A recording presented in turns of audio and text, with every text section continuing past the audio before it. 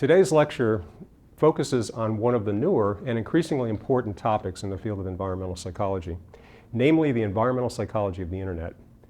And we're going to be taking a look at the very rapid growth in digital communications technologies over the last 2 decades, the increasing importance of virtual environments as well as place-based environments in people's lives, and the ways in which this increasing virtuality is affecting the structure of our everyday place-based environments as well as our cognition, behavior, and well-being.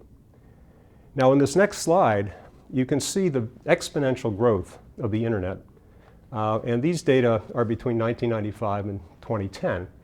And by early 2010, there were approximately 1.7 billion internet users in the world, or about 30% of the world's population.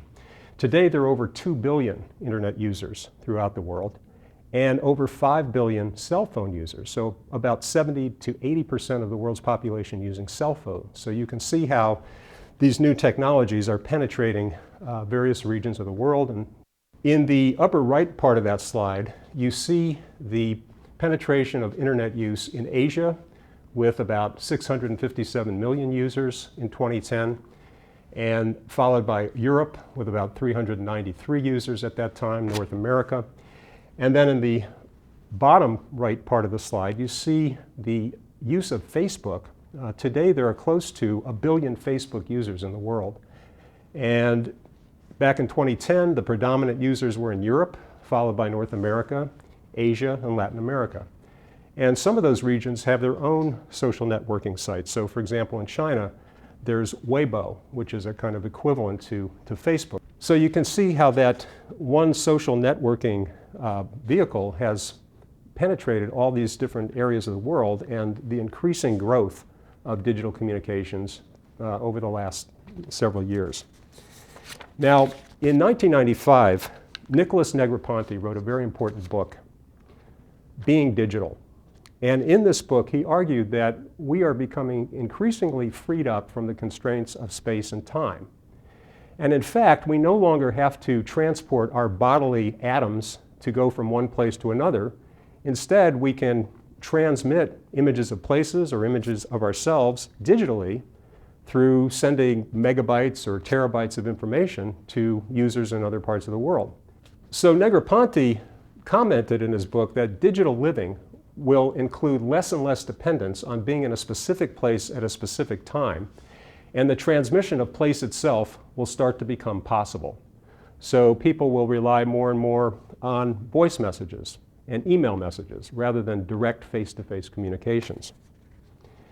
And what's happening from this increasing use of digital communications is we're shifting from speaking to each other in local synchronous situations where we're in a face-to-face meeting talking in real time to remote asynchronous communications where we're communicating with people in other places and not necessarily at the same time. So we'll send an email message or we'll send a voice message, they'll pick that up at their convenience and then they'll get back to us. So there's this shift in that graphic there from the upper left cell, face-to-face conversation in local synchronous places, to remote asynchronous communication, more and more reliance on email and voicemails. And this cartoon here by Randy Glassbergen comments on this kind of shift. It shows a couple of parents there sitting at the computer emailing their son who's upstairs somewhere in another part of the house, asking him to please come down and have something to eat. So you've got this shift from local synchronous to more of a remote asynchronous kind of communication. One of the things that this exponential growth of digital communications technology has brought about is the rise of virtual behavior settings. Earlier in the course, we talked about Roger Barker's theory of behavior settings as a place in which people engage in recurring activities over given periods of time. And what's happening now is that these are being supplemented or even replaced by virtual communities, by chat rooms, places where people go on the internet to exchange information and communicate with each other. So according to Blanchard, her definition of virtual behavior settings is they are electronic sites on the internet that are created through the shared interactions of members. And they develop a symbolic sense of space or place through sustained computer-mediated communications among participants in those sites. So we have this increasing reliance on virtual behavior settings as well as place-based behavior settings. And what this trend is doing is it's transforming several different domains of our day-to-day life. So it's affecting how we interact with families and neighbors. For example, in urban sociology, people's relationships with family members in the home and their interactions with friends in their neighborhoods were regarded as the core of their social ties or their social connectedness. Today, people are being freed up from those proximal places, and they're drawing more and more social support and connections from people based in remote places through digital communications. Also, our work life is being affected. It used to be that people would go into a particular office or factory and they do their work, and then they go home at the end of the day as a sort of a refuge from work. And today, more and more workplaces and residences are being fused together. So people are working online at home much more. And you can see this transformation of work life. Also, work life is spilling over into third places. So people go to Starbucks to work. They don't only go to socialize with strangers, but they actually bring their computers and they focus in on their solo computer work there. In the realm of education, in prior years, that mostly occurred in place-based classrooms and campuses. And today we have a tremendous growth of online education opportunities. So that's changing. How people meet each other to form friendships and romantic engagements is changing. It used to be that people would meet each other at parties or go to a bar. And nowadays you can go to eHarmony, you can go to speed dating sites on the web, and have the opportunity to meet a lot of people that way. So that domain has transformed greatly by this growth of digital communications and the internet. Healthcare is changing. We have telemedicine now where physicians can collaborate on a surgery even though they are based in remote places. They're not all at the surgical site. And in the realm of politics and economics, the internet is providing a basis for people to engage in social movements and political activities. And it also is a growing source of commerce. So virtual commerce now is a huge part of the world's economy. So to give a couple of examples, let's take homes and neighborhoods. Barry Wellman, who is an urban sociologist who has been studying network communities, he comments in his book that neighborhoods are not important sources of community anymore. They've become variably safe and salubrious milieu from which people sally forth in their cars, telephone from their kitchens, or email from their dens. So the neighborhood is being replaced more by virtual settings and by people's virtual Rolodexes on their cell phones, and they can access people on that Rolodex from anywhere in the world. So they don't have to be at home in their neighborhood to do that.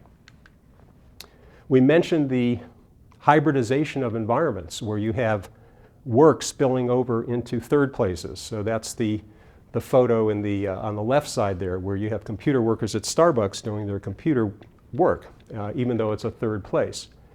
Also, you have first and second places merging, home and work. So you have offices now that are wired for fiber optics, so people can work online at all hours of the night, even though they're in their home setting. Universities are changing, and many believe that online education opportunities are a very valuable development because they democratize the transmission of information to people who can't come to a particular university campus, yet they can go online and they can take advantage of free courses and degree granting courses from a variety of different sources. Now, one of the articles that you read for today by Eli Noam has a little bit more critical view of that, and he believes that it's very difficult to substitute online education completely for place-based education. So he says in his book that true teaching and learning, they're about more than information and its transmission. Education is based on mentoring, role modeling, guidance, socialization, interaction, and group activity. In these processes, physical proximity plays an important role. So to imagine medical education, for example, where you have physicians training medical students and residents, it would be very difficult to do that entirely in a chat room. you need that sort of hands-on apprentice-mentor kind of relationship. So online education doesn't work as well in all cases, according to Noam. Noam also states in his book that the strength of the future physical university lies less in pure information and more in college as a community, less in wholesale lecture and more in individual tutorial, which is very interactive, less in Cyber U and more in Goodbye Mr. Chips College. So the professor that comes into the classroom and forms relationships and mentoring experiences with students in a place-based setting rather than simply online in a chat room or something like that. Now, in the realm of friendship and romance, we see a proliferation of sites on the internet where people can go to meet others for romantic partnerships. They can go to Facebook and MySpace to meet other friends. And many people have hundreds, some thousands of virtual friends on these websites. The upper right part of that slide shows a speed dating site on the internet where people can go and look at others' pictures and email them to get together on the internet. So how people meet each other these days is quite different than in prior years where people would meet primarily in place-based settings. Now they're able to take advantage of opportunities on the internet to form friendships and romantic involvements with people virtually. And often those virtual connections lead to place-based relationships. In the area of healthcare, we see a growing reliance on telemedicine. So you have physicians working with each other in different sites and collaborating on a particular case for a patient. So you have the benefit of tapping into the knowledge and wisdom of physicians located all around the world in some cases, without them having to be in the same surgical site or the same examining room. Telewellness refers to the transmission of health promotion information to thousands and millions of people on the internet. So you can go on many sites on the internet to gain very useful information about risk prevention and health promotion. Now, it's not the case that everybody has equal access to the resources and advantages of virtual life. There's a growing rift or digital divide that's happening where you have the information rich and the information poor. And this is what we've described in prior lectures as a deviation amplifying process. The rich get richer, the information poor get poorer. As they are shut out from access to computer technology, computer equipment, they fall further and further behind the curve in terms of their employability and in terms of their knowledge of how to get along in a digital world. So this is referred to as the digital divide, and it is a deviation amplifying kind of process. And you can see in this slide that in the far left column, the world's population, and these are data from 2003 when there were about 6 billion people in the world. Today there are 7 billion. But you can see there that if you look at the light blue segment of the population, which is your high income group, they comprise 15% of the world's population. But moving to the far right column in that figure, you see that internet users are comprised of nearly 75% of high income people. So the high income folks are the ones who are predominantly using the internet.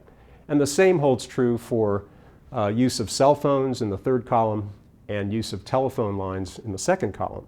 So there's a disproportion there in terms of the representation of very high income people in the population relative to their predominant representation in using these digital technologies. So that's an example of this. It's a reflection of the digital divide that we've been talking about. Manuel Castells, in his book, The Rise of the Network Society, comments on what he calls black holes of informational capitalism.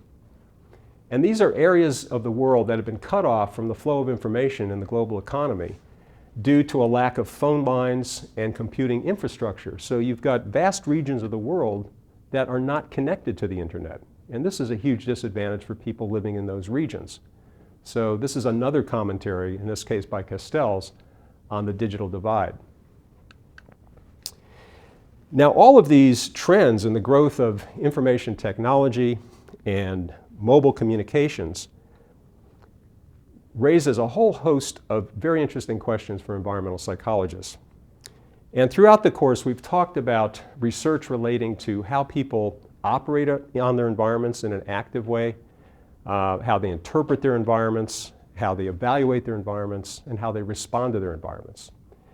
Focusing on the internet per se, you see, for example, in the lower left column there, where we're talking about environmental evaluation and assessment, questions such as, will greater access to simulated views of remote places weaken people's attachments to their proximal environments and relationships? So by being exposed to all of these alternatives virtually, does that weaken people's commitment to their immediate local place-based environment? That's an interesting question that's being looked at in the field. Also, if you look at the far right column, the lower part of that column, under environmental stress, how will individuals' exposure to increasing digital communications affect their susceptibility to chronic stress and related health problems? So that issue of information overload prompted by the surge of communications that we deal with each day, from our cell phones, text messages, faxes, is raising some important new questions about stress and how people cope with stress. And similarly, for ecological psychology, how might the potential conflicts between virtual behavior settings and the real environments from which they are accessed be minimized or avoided? So sometimes people bringing virtual settings into a place-based setting can cause certain conflicts, as in the case where you have an office worker who's doing web surfing and the supervisor is not too happy about that. So sometimes there are these conflicting situations that arise between the virtual and the place-based setting. So these are new questions for environmental psychologists. Now, in the area of information overload, this slide shows a variety of different measures of information. So at the smallest unit, you have the byte, B-Y-T-E, and 10 bytes is equivalent to about a single word. Then you have kilobytes, where 2 kilobytes would be equivalent to a typewritten page. 2 megabytes would be equivalent to a high-resolution photograph. And then after that, you have gigabytes, terabytes, petabytes, exabytes, zettabytes, and yada yada bytes. So what we're seeing here is the need to develop larger and larger units of information because of the explosion of new information, the production of new information in the world that's occurring and being facilitated by these digital technologies. When we talk about an exabyte, which is one of these new units of information, an exabyte is 1 billion gigabytes, or 10 to the 18 power of bytes. And we know that new stored information grew about 30% a year between 1999 and 2002. The bottom part of that slide asks, how big is 5 exabytes? If digitized with full formatting, the 17 million books in the Library of Congress contain about 136 terabytes of information. 5 exabytes of information is equivalent in size to the information contained in 37,000 new libraries, the size of the Library of Congress book collections. So the amount of information that's being produced is also increasing exponentially as people store information on magnetic devices, hard drives. They have multiple copies of photographs, of music. The amount of published information is increasing. So it's a huge challenge for people to keep up with this surge of information from all of these digital sources. Now, the information explosion has certain consequences for people behaviorally and cognitively. For one thing, it tends to fragment our activities. So we tend to multitask on different activities in the same place. So we might be driving and trying to text, or we might be traveling and looking at our cell phones. And trying to do too much multitasking can lead to a number of consequences in terms of dividing up our attention. And we're going to see that these effects of information overload in the next video that I want to show you, which is titled Digital Dummies. So take a look at this video as a illustration of these processes. Indisputable. Even in young people, with all the multitasking, There's a tendency to do things faster. There's a perception that we're getting more done, but we're actually sloppier. The scientists say, when we're doing this, we're paying partial continuous attention to many tasks. It's stressful, and stress can actually shrink the brain and contribute to memory loss. In a sense, what's happening in the brain when we're interrupted, we have to shut down one program and shift to another. A lot of work time is lost because we have to shift tasks. And I think it's important for people to be aware of their multitasking, try to limit it so they'll be more efficient, truly more efficient, not just perceiving that they're more efficient. Still thinking you're a great multitasker? Try this awareness test. Count the number of passes the white team makes.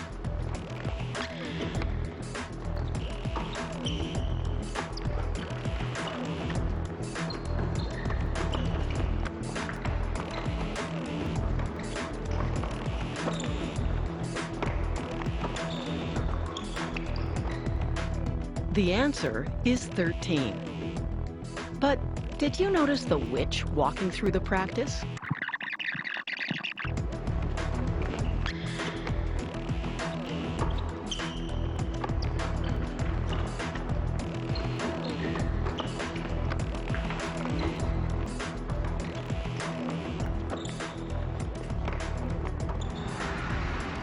Some research is showing that those who multitask a lot with technology are more easily distracted and actually have more problems remembering and juggling tasks than those who don't. We're maybe working on the computer, but we're waiting for another buzz or ping or something that might be slightly more interesting. And so our brains are kind of on alert, waiting for new information to come in from the environment. Your cell phone ringing, the ads on your laptop, and everything on the internet is so attractive. And what's happening is that they're destroying the central resource, which is our ability to focus. All these media are just aggressively suiting our attention, and there's just no attention left. Despite all the evidence, a lot of people still just don't take this kind of behavior seriously. How many accidents have you had that relate to your phone? Oh, I don't know. How many? You can see it on the popular TV show, Canada's Worst Driver. Huh? She texts, she emails, and she constantly calls. Hello, hello, hello. I think I'm addicted to my phone. I do. And it's not just dialing and driving. In October 2009, on a flight from San Diego to Minneapolis, 2 Northwest airline pilots overshot the airport by 240 kilometers. They were on their laptops scheduling their hours as the plane flew past its destination. Passengers and the airline were not impressed. The pilots were suspended. So you can see from that video that there's some very interesting and important ramifications of our trying to cope with all this information. I want to show you one other video that gets to that point.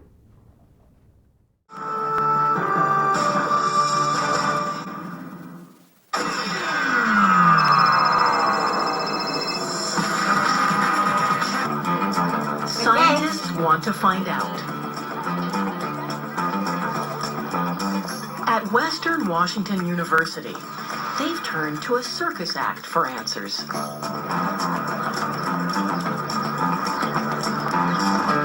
Here's how the experiment works. A clown rides a unicycle around campus. Researchers watch and see which students notice. Did you notice anything unusual? And interview them about what they remember seeing on their walk to and from class. You were there all the time. 60% of the students who were listening to music saw the clown. And pairs of people do great. 70% of them, over 70% of them see the unicycling clown. But students using cell phones, well, that was a different story.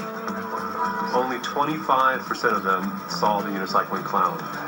So they really were oblivious to their surroundings. It's what we refer to as inattentional blindness. What's worse, The cell phone users who missed seeing the clown believed that they were aware of everything that was going on around them. Researchers say that delusion can be dangerous. People think when they're driving with their cell phone or walking with their cell phone that they're aware of the stuff around them, but they're missing all sorts of stuff, and they don't even realize what they're missing until it's probably. So picking up on some of the themes from those videos, Dr. Misra and I conducted a study of the effects of perceived information overload on individuals' stress, their self-reported health symptoms, and we found some interesting things. First of all, we developed a perceived information overload scale, and the sources of information overload in that scale grouped according to place-based information and cyber-based distractions. So a place-based kind of information or distraction would be the hassles sometimes created by sitting in rush hour traffic or being exposed to a lot of noise when you're trying to study at home. So these are intrusions in place-based environments. Cyber-based distractions are more related to things like getting an influx of emails that you have to respond to in a short time, getting a large number of cell phone messages or text messages that have to be accommodated and responded to. So these new pressures on people to assimilate and process digital information is on top of our day-to-day place-based distractions and sources of information. And we found that cyber-based perceived information overload was very significantly related to more reported stress, to poorer health symptoms, and less engagement in contemplative activities. And we also found some effects on those health measures and cognitive measures when we combined or looked at the combined effects of cyber-based and place-based distractions. And one other interesting finding that we saw is that the disposition of sensation seeking was a moderator of some of these effects. So people who had high sensation seeking tendency were better able to deal with perceived information overload without experiencing the greater stress or reduced health. So very interesting study in terms of the effects of people's perception of overload and the ways in which that overload is emanating from both place-based sources of distraction as well as cyber-based.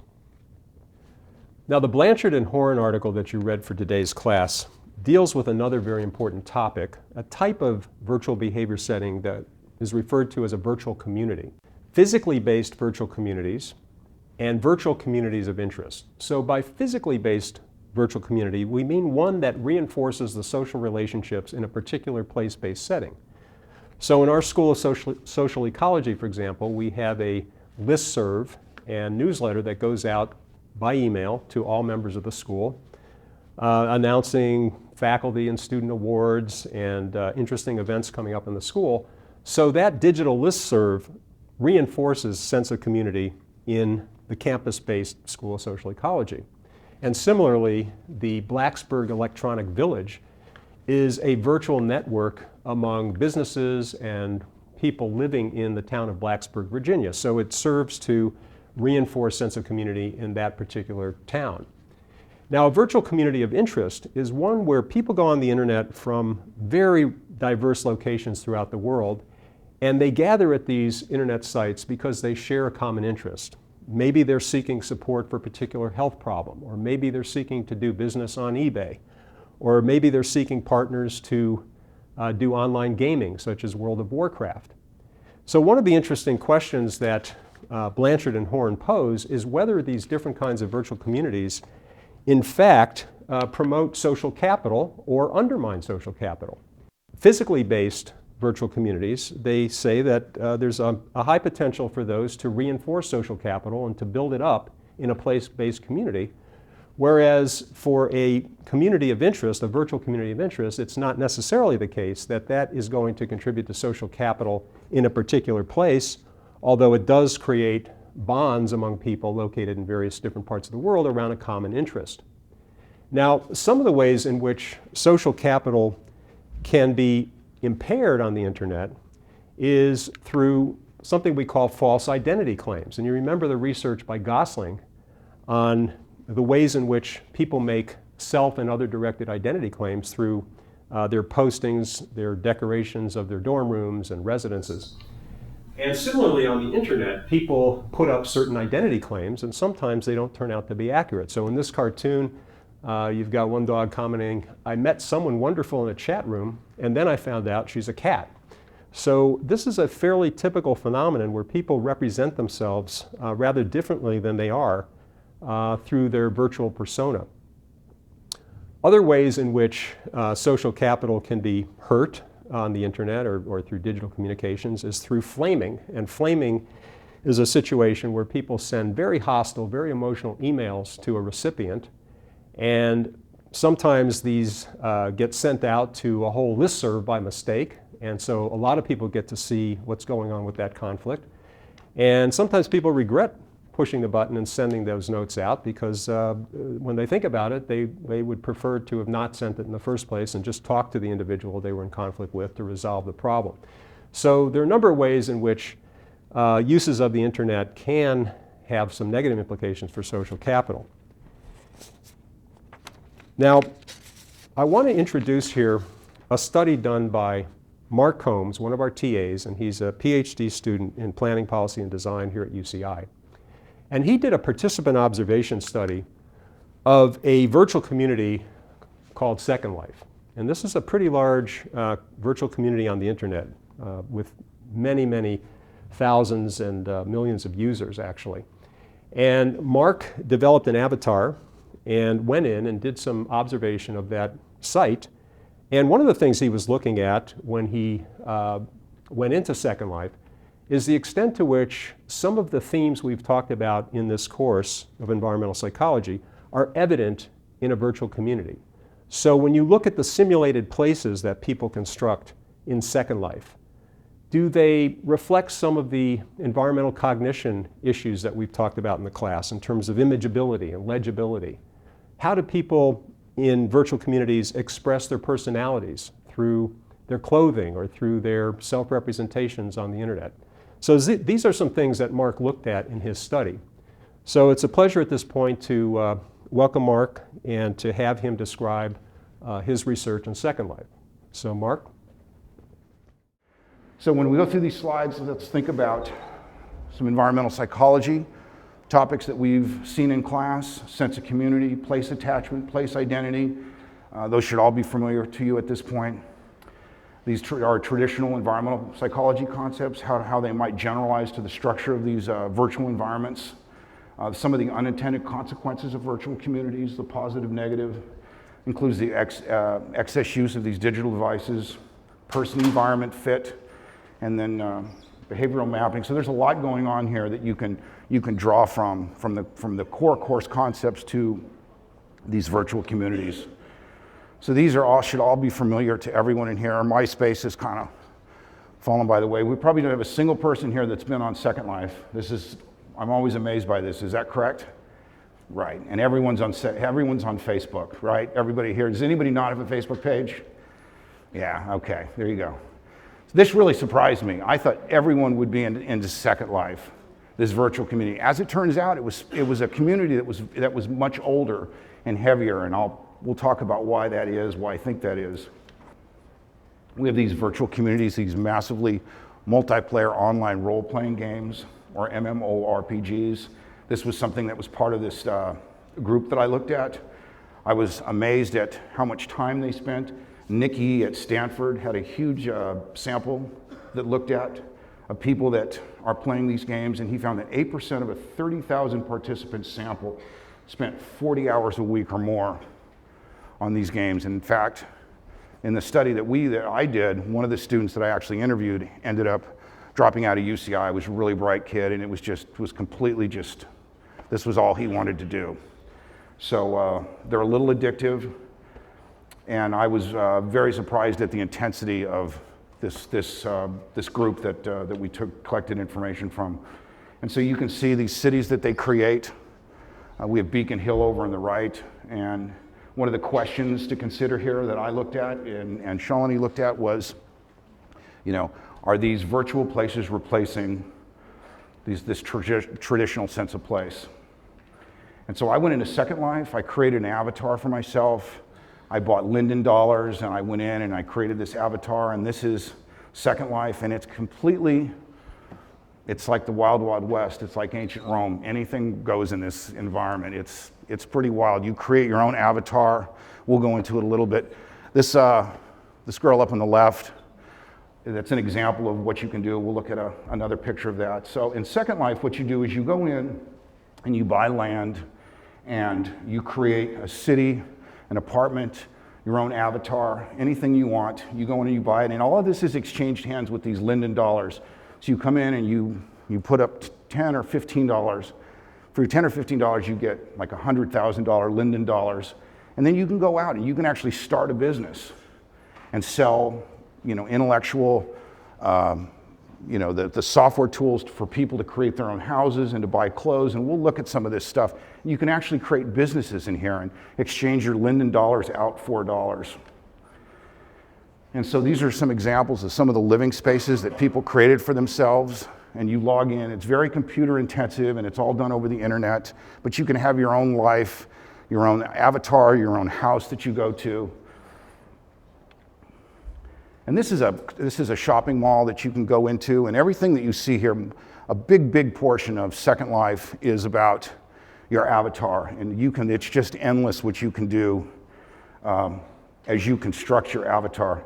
You can see you can have skin tone. It's just amazing. Eye color, tattoos, body parts, how big you want to be, your gender. Yeah, and you can, at any given point, you can just automatically just hit a few buttons and change on the fly. And so all of this costs money. And so there's people that have businesses. So this person here, this micro bikini business, this is somebody that's written a program application that is selling you the software that will populate your avatar like this. So there's some commerce that's going on here as well.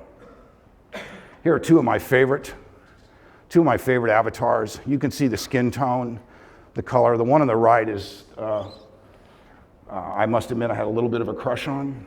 I love the glasses and the tattoos and the Betty Page look. It's something that I really liked. So, but you can see this is very different. Very, very, very hippie. This is not normally typically what you see, and these are nice looking people. Now, the thing here with the social capital and the trust, we don't know who's behind these avatars. So that's the interesting thing. So that's the question to consider. Who is behind the avatar? Does the anonymity facilitate or hinder trust, social capital? And so you've got, these are a group of avatars that are called furries. And these are people that want to live and behave like animals.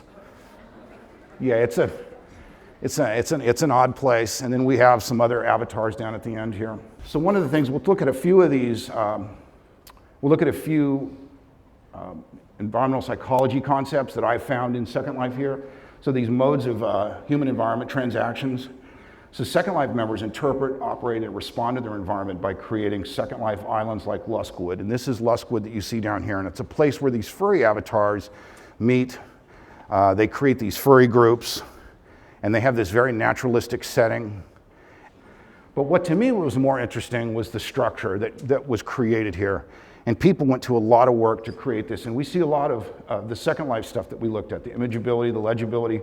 So here we see the Apollo Club, the Zurich Opera House.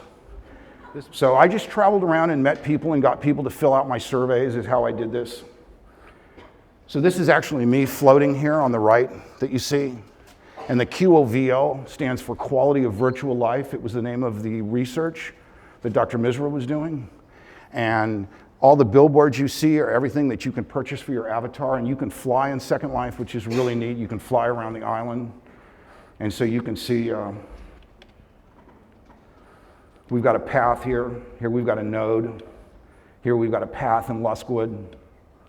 Here we've got an edge. These are all Second Life. So we'll just talk a little bit about the study. So what I did here is people were recruited through Second Life. What you see up here in that top right-hand corner where it says win an iPod shuffle, that's what we did. If people filled out a survey, they got the ability to win an iPod shuffle in this raffle that we did. They filled out this online survey that was pretty lengthy. I want to say that I had about maybe 50 people that did this. So here's some of the sample differences that we saw. You can see the overweight, the BMI readings here. So the mean age for females was 37, for males it was 40. So this was an overweight group. That was another thing that I was very surprised about.